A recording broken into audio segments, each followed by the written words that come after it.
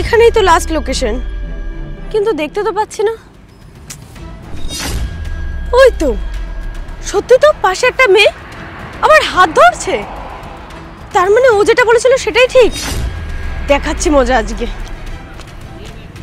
দেখুন ম্যাডাম, আমি কিছু জানি না, যাই হোক যদি আপনার খারাপ লেগে থাকে আমি সেই জন্য ক্ষমা চেয়ে নিচ্ছি। নেক্সট টাইম থেকে এরকম আর হবে না। Wow, what a surprise. কে এই মেয়েটা? আরে তুমি এখানে কি করছো? আমি তো বাড়ি ফিরছিলাম, হঠাৎ করে তুমি এখানে চলে এলে। আর তুমি যেটা ভাবছো সেটা একদমই না। ওয়াও, থাক থাক, আর মিথ্যে বলতে হবে না। আর তুমি আশা করবেই বা কি করে আমি এখানে আসবো?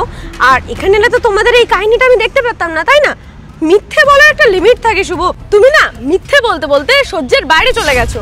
আর আমাকে যদি চিট করতেই হতো তাহলে বলে দিতে তোমার অন্য একটা মেয়েকে পছন্দ হয়ে গিয়েছিল, এর সাথেই থাকতে। আমাকে মাঝখানে পথের কাঁটা বানানোর কি দরকার ছিল শুভ? আরে দিদি, 1 মিনিট দাঁড়ান। শাট আপ, কোনো কথা না। আর তোদের মতন মেয়েদেরকে না আমার খুব ভালো করে চেনা আছে। একটা ছেলেকে পটাস, তাদের পকেট ভর্তি টাকা দেখে, আর দেন ওই টাকার ফুসনি নষ্টি করিস, তাই তো?